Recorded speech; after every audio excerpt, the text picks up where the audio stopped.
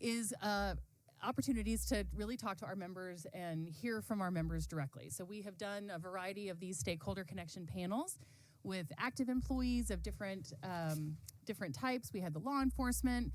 And then today we get to talk to our retirees, which is a really exciting panel for us to bring to you today. So I wanted to quickly introduce, I'll just give you their name. Actually, let's do this, just since we have a limited amount of time.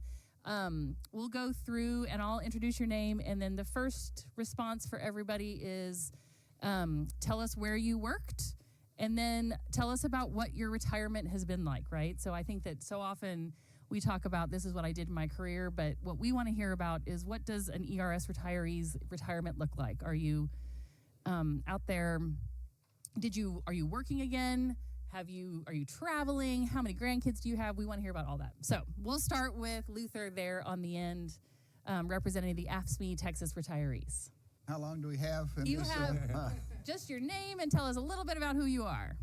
I'm Luther Elmore, president of AFSCME, Texas State Retirees. I worked for the state of Texas 26 years, primarily with the controller's office under Bob Bullock. I started as one of Bullock Raiders in Dallas, shutting down businesses that were stealing the taxpayers' money, and then transferred to Austin, training division, ultimately became manager of purchasing for Bullock, and then the last few years I transferred to the then General Services Commission, where I was a state manager of recycling programs.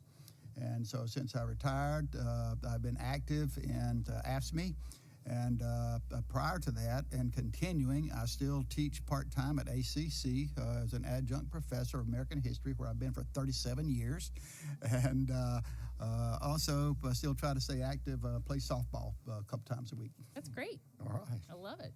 All right, Carol, you're next. My name is Carol Fox, and I retired from the Texas Department of Insurance in 1999 with 35 years service for the state. I started in 1964, and the agency was then called the State Board of Insurance. And, of course, during my time there, it changed to the Texas Department of Insurance.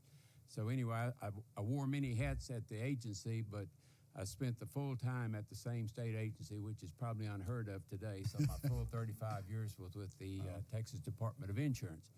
Now, you ask, what is retirement like today?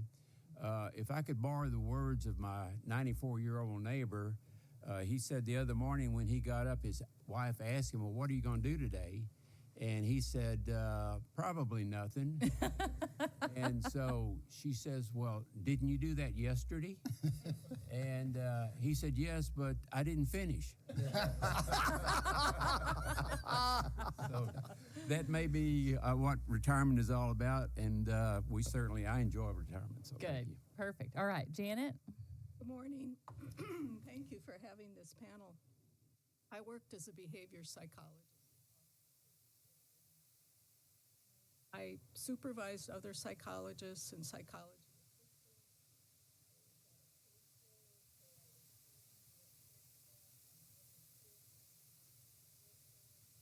I will just say I was kept very busy there because of the turnover rate, not only of direct care staff, but of psychologists and psychology assistants. So since I've retired, I've had a part-time job, and I do things, I live very thriftily, given my pension. I have property taxes to pay, and they tend to go up. I don't have to pay a mortgage. I'm grateful for that. I'm grateful that I can grow some food in my backyard. I could shop for clothes in secondhand stores often. My vacations are mostly road trips. I exercise by gardening, by doing Qigong, which Tai Chi is a form of that, and going for walks. And I will say I'm fortunate that I have a pension from another state, a small pension, and that pension increases every year due to inflation. I am very grateful for that, and we don't have to lobby the state legislators to make that happen. Bill? Yes, I see. I'm Bill Hamilton, retired. We do that for everybody, not just for you, Bill. Well, but I'll point out that I retired from the Office of Court Administration, but I also worked of my 30 years about 13 of those years in the governor's office under 3 governors. And the remainder of my time was at the controller's office and at the Texas Education Agency and ultimately the Office of Court Administration. So in full disclosure, I ended up, although it wasn't the plan, involved in one way or another with all 3 branches of state government. And yes, I was drawing a paycheck, but I was also getting a great education about public engagement and public service in the state of Texas.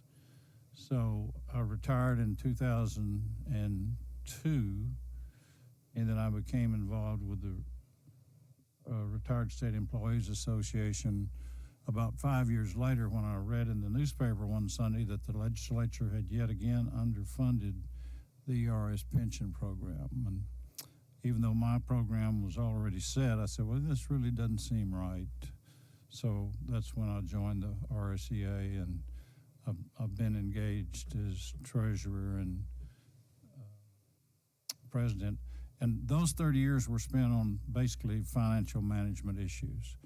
I learned about ERS when I was at TEA, when we had a big election, and the TEA voted to change over from TRS to ERS.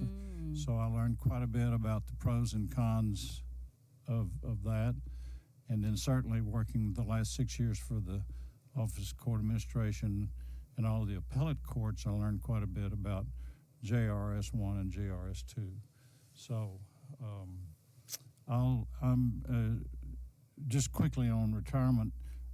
When people talk to me about retirement, they would say, Bill, it's just a job change. And so I quickly learned that's all it was. And so fortunately, I've got the time to be involved in a lot of local, state, national, and international nonprofits, including projects on world peace and personal transformation. So hopefully I'm still engaged, and thankfully I get a monthly check from ERS that allows me to do that. Yeah.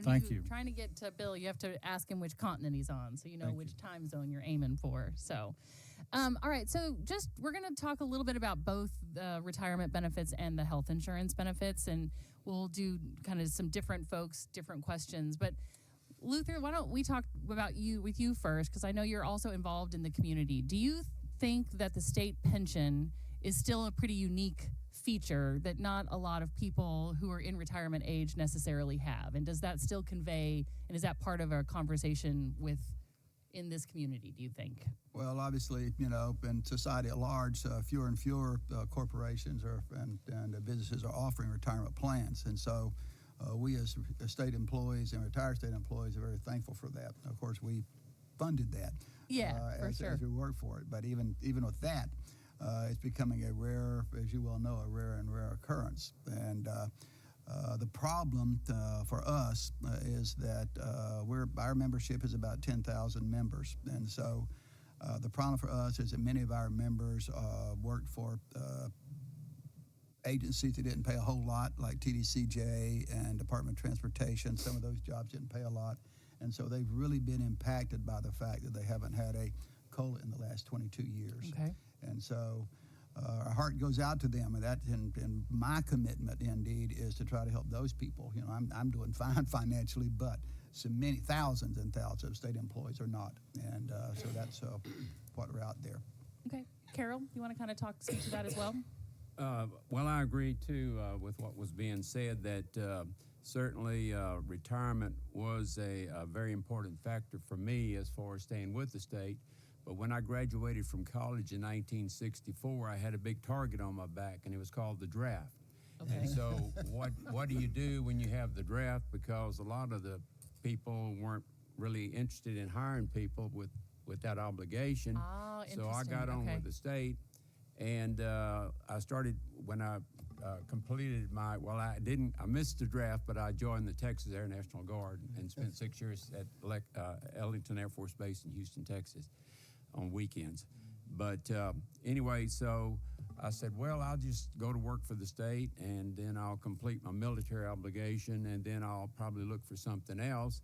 And so I came back to the state, and all of a sudden it seemed like I put in 10 years and I met that threshold, and then all of a sudden, you say, well, I can't walk away from that, so you're going to have to continue. So I kind of got locked in. Yeah, all of a sudden it's 35 years, and right? Right. And it really seemed like 25 instead of 35, but certainly I'll take the 35 years at this point in time. Yeah, okay. Well, so the other half of our benefits that we administer are obviously retiree health insurance. I also have kind of a similar question, as I think that the public sector is one of the few places that still offers health insurance coverage for their retirees. And so, I don't know, Janet, you want to kind of speak to how the health insurance benefit as a retiree is working for you, and kind of part of your conversations with your fellow, when you're out, you're doing your, I can't pronounce your Tai Chi. Gong. Yes. When you're doing that, you are like, oh, I got this covered. I can do the big stretch today because I've got health insurance. Yeah. Well, I do think the state of Texas health insurance for retirees is pretty good. As we were talking in the lobby, especially as we heard on the news in the last week, some of the issues some people have with United Healthcare. Yeah. But yeah, I really appreciate it. Speaking personally, I went through a major surgery and didn't pay. I paid zero basically for that. One thing I want to say though is that my union, Texas State Employees Union, we represent a lot of people, thousands of people who were basically at the lower end of the pay scale, and most of them couldn't afford to buy long-term care when they were active employees. Okay. And of course now, I know ERS doesn't provide it anymore, and the cost would be prohibitive for a retiree to buy it now, and our retirees generally can't afford to buy long-term care in the private market either. Yeah. So yeah. that's a big area of concern for retirees. Yeah. Do you want me to talk about what I wish Sure. could be different? Absolutely. Okay. Absolutely. It was great to make a list. Yeah. And we are excited to hear it. Well, again, I do Which appreciate. I do want to make sure you do know that we have our director of group benefits is in the room. So people are here and they're hearing what y'all are saying, and that's the important part for our board and for you. So Okay. Well, I very much value the education that's provided online and in person, sometimes in gyms. I think that's really important to educate people on how to attain and maintain good health. oh, you mean some of those additional benefits? Yeah. And like silver sneakers and those kinds of things? Okay. Correct. Yeah. And I'm glad it helps get us out of the mindset of expecting the medical practitioner to fix us with medications or with surgery.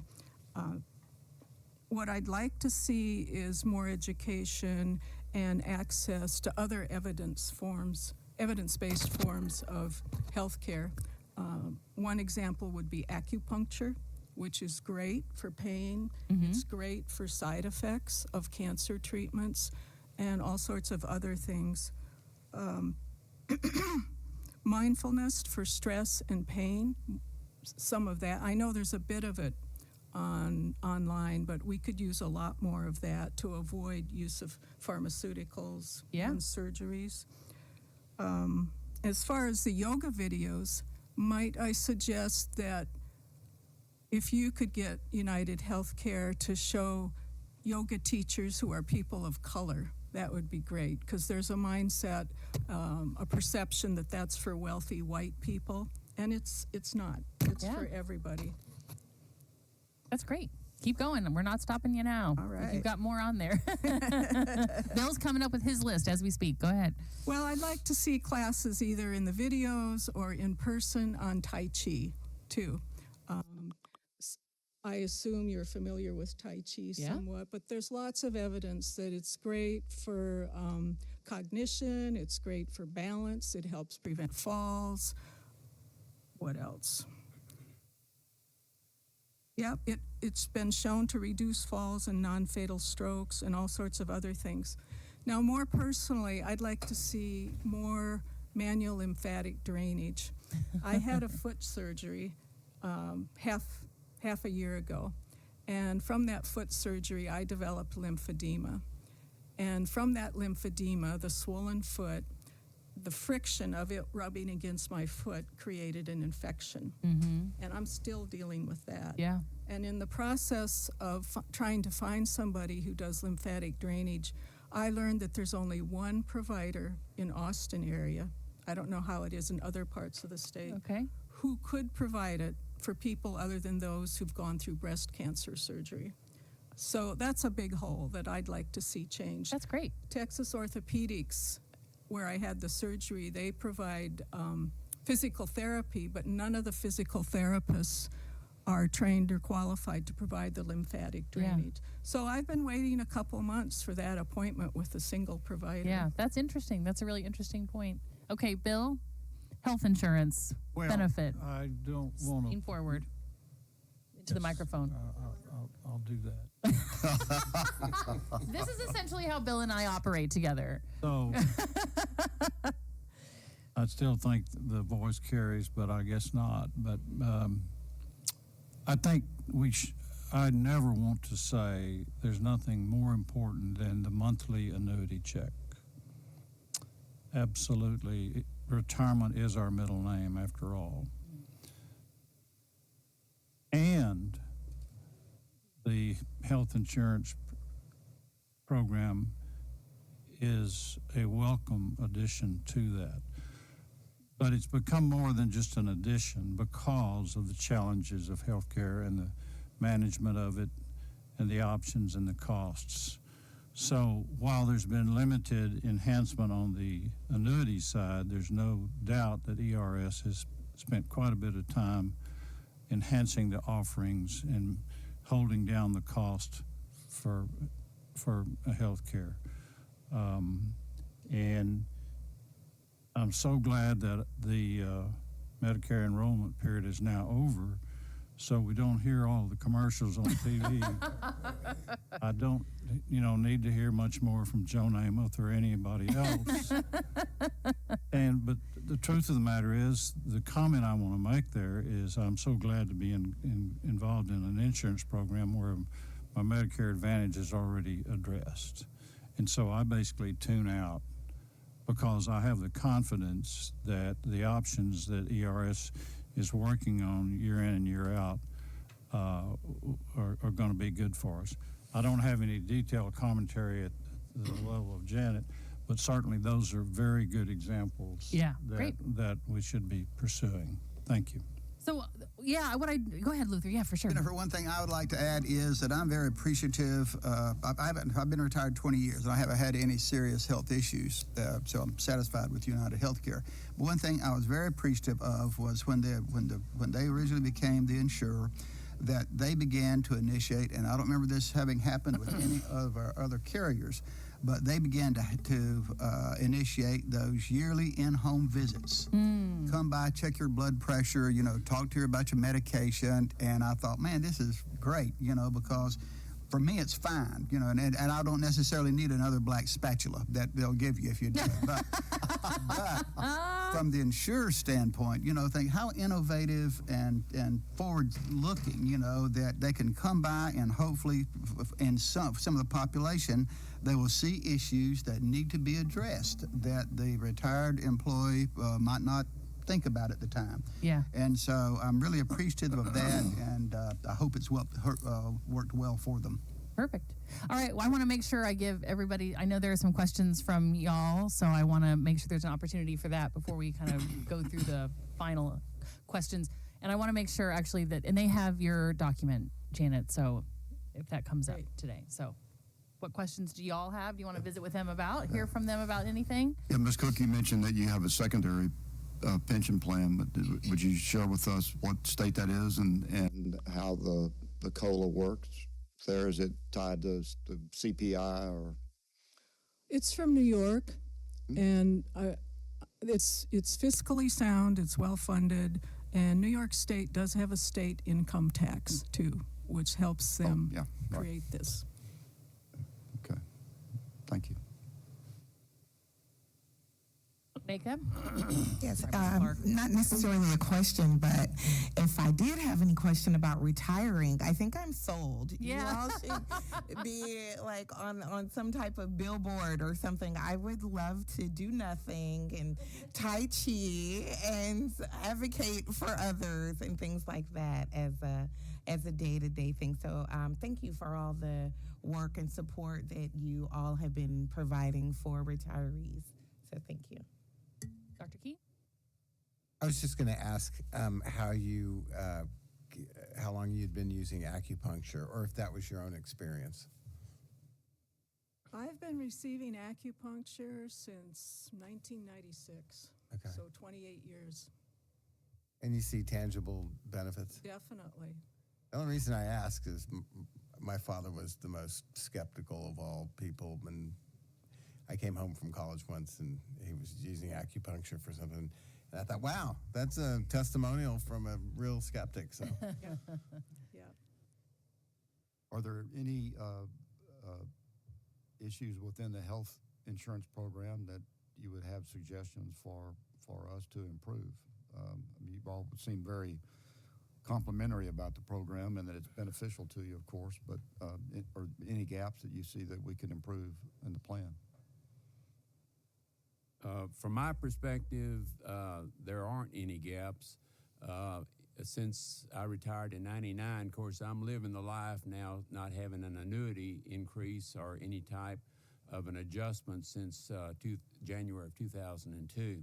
Right. And so the insurance is really the thing that the state offers that really helps us, that we don't have to dig in our pockets to do a copay or anything like that. Right. And when you go to the doctor's office, excuse me, and they say thank you, and you walk out the door, I mean, what more can you ask for than that? And so to me, the insurance program is fantastic as far as state retirees are concerned. We just need to get them to look a little bit more, the legislature, at what our benefits are as far as annuities and things like that.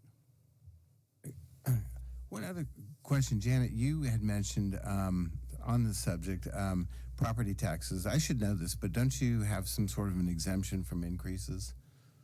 There is an exemption, but still there's some increase too that goes on. It locks in fluctuates. your rate, but it doesn't mean that your taxes don't go up. You just, right? I'm not an expert at it, but I'm getting closer to looking at it and caring about it. You lock your property value, with all taxing parties Yeah. in Austin. They do not. I think that's only It's a for different conversation. that's only for school taxes. They figure at 65 you probably don't have any children in school anymore, and so when you hit that, your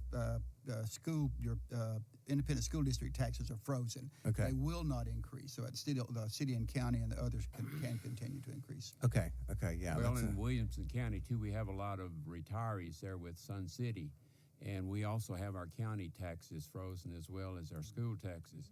But the values keep going up, but the amount you pay is frozen. Right. Okay. So your value doesn't stay the same at 65. It can increase as everything else goes up, but the amount you pay, that's what you pay. Mr. Chairman, I don't hear about a gap to your question. Right. But thank you for the question, and I'll give you an answer if there is one. I know you will. Thank you. Thank you. Yeah. I just want to point out that these days it's a privilege to own a home too. A lot of our retirees are renting, and I hope you'll take a look at these two documents that we handed out. One's a sample budget for an average retiree, mean average, and briefly what it comes down to is the average net total income is $2,742. And when we did this research in 2023, the average price in Austin for an apartment, a one-bedroom apartment, was $1,700. So imagine what's left to cover everything else. Yeah. We could relocate the capital, of course. and, That's also not on today's agenda. That's some people do talk about it. Yeah.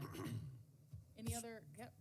So how about in your own experiences or what you may have heard from your members, on the process when you did retire. So was it a good process? Did you get through it easily? Were you well informed? Did you not know something that you wish you had? Great question. I did do an informal poll of a few folks, so this is not just about me. I heard that the one-on-one communication process and the ongoing one-on-one opportunity has been good and has gotten better. And the response time on the calls has certainly gotten better as well. I have heard no criticism, nor do I have any of my own, as far as the retirement process. Great. We may be spoiled because we can come right here, but We treat everybody the same. no, Jan, did you have I something? think being in Austin still has a big value. Yeah. Yeah, we've heard no complaints on people who originally, when they retire, we had heard some complaints from people with survivor benefits. When a beneficiary retiree has passed away, and to them it seemed like it was taking an enormous amount of time to process that paperwork with the IRS. And it was very slow for them to make that adjustment after someone had passed away. Okay. My experience was pretty smooth, as it seems to be for others I've talked with too. But if I were going to change one thing, I'd make sure everybody knew, document your conversation, the date, who you talked with, the content. Yeah. That helped. Great. Carol, is there anything? The only thing I want to bring out is that TPEA did a survey of some of our members and based it upon have they gone back to work and this sort of thing. And so 509 people filled out the survey, and of those, 264 have returned to work in some capacity. 113 are working part-time, 126 are working full-time, and 25, of course, did not provide a response, and 190 are financially supporting other family members. Oh, okay. Interesting. So that's great. on our That's an interesting annuities. result. Yep. Dr. Greenfield, you had a question? Yes, just would you lay out the strategy you're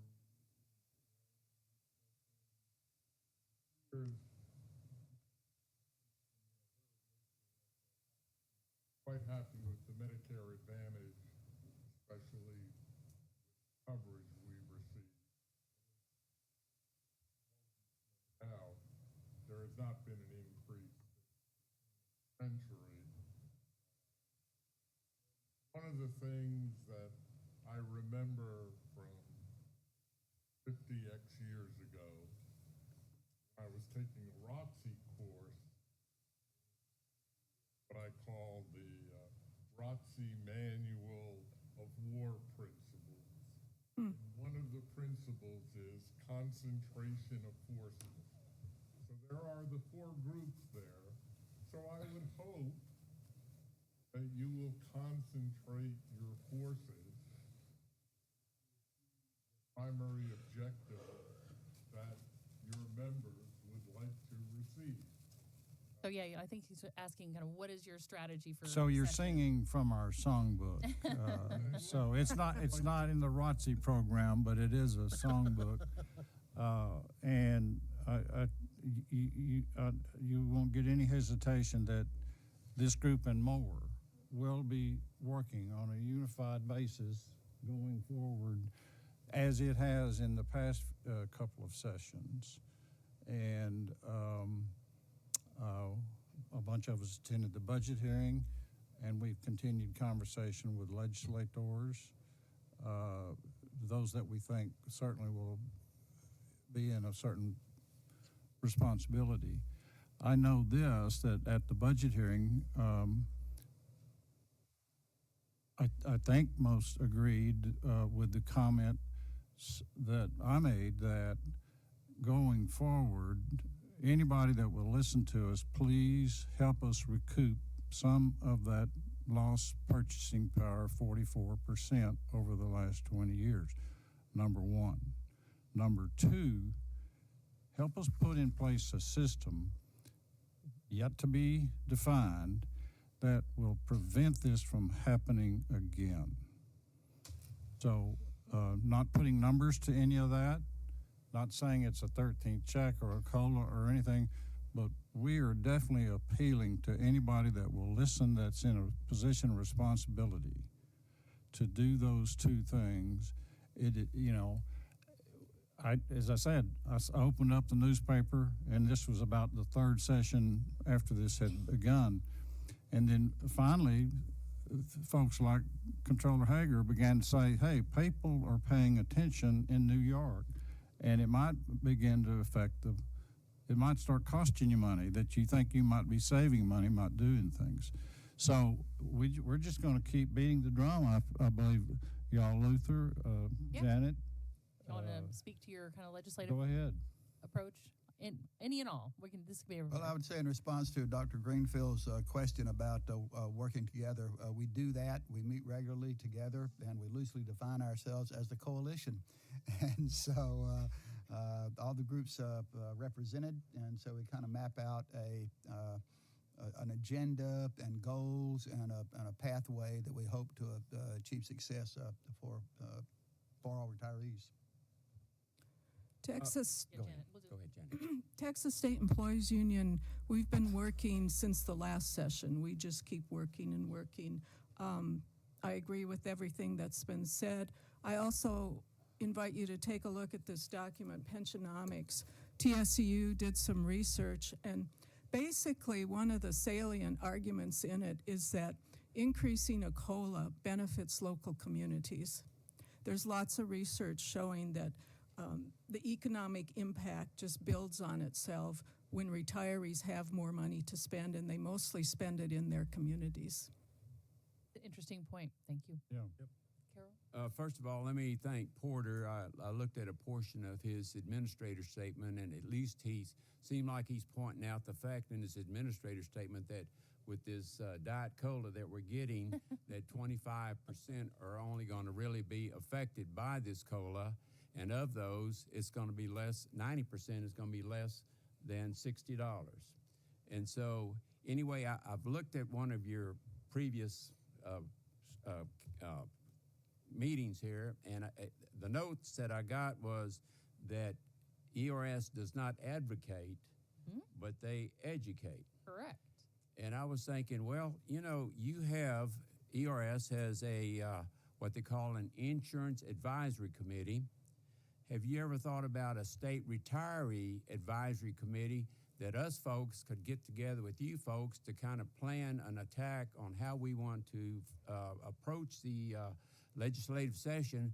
Because if we're sitting here and saying we want a COLA, and you folks say that's not in the cards, we can't do a COLA. So we need to know what our parameters are as far as what maybe we're pushing for. We need to be educated, and y'all need to be educated, so we're working together as a team. And I was thinking that perhaps some type of a retiree comprised of some of the folks here to create a retiree advisory association that can meet and talk about this stuff instead of us, because I've been now on the board going on 5 years, and this is my first time that I know that we've had the opportunity to present ourselves before this board. And so I just feel like that moving forward, there needs to be some interaction between us and you folks on an ongoing basis, so that one group doesn't ask for this and the other group asks for this. We need to combine our forces and ask for the same thing moving forward, because I don't want to repeat this 20 years that I'm going through right now, because I'm 82 years old, and I don't think I can wait another 20 years. Fair enough. All right. Well, we're going to, go ahead. Yeah, just to We're going to wrap it up. So this is your. my wrap-up is give some attention to the parameters of the death benefits. I think it's been a while since those have changed. I'm talking about the optional life and the other little scheme where you get to take 1 or 2 times. I think it's been a while since those have been looked at. I think the Group Benefits Advisory Group has done some work on that already. Yeah, we have, yeah. And we had their outgoing chair at our annual meeting, so we're very impressed with that work. But not to be mortal about it, but there is an end to this, and so it might be a good idea to see what those are. Okay. And I think if in the end you talked about what can we do to communicate better. On the matter of inflation, I think unfortunately that term has become weaponized yet again by someone else. So I like the term purchase power, and it may be helpful to think about how much information y'all want to regularly put out. I know you responded to the Senate committee, and that's where the 40% came from, et cetera. But if we could spend as much time on lost purchase power, or where our annuitants stand in the marketplace, as we do on the ROI. Y'all know what the ROI is, of course. So that's important, absolutely. But I'm just looking for a comparable way to continue to communicate among the board, the staff, the associations, the individual retirees, and the legislature. I think that might increase their awareness and maybe even their sensitivity to the pressures that the retirees are under. Thank you. Yeah, of course. Sure. That's an excellent suggestion, Carol. And not only should we have a retiree, call it Retiree Advisory Committee, but maybe we should also have an active I think the other counterpart would be a pension committee. advisory committee that involves both retirees and actives, Okay, right? but I So that think way we're also talking maybe about having that a committee benefit as well. of active employees Yeah.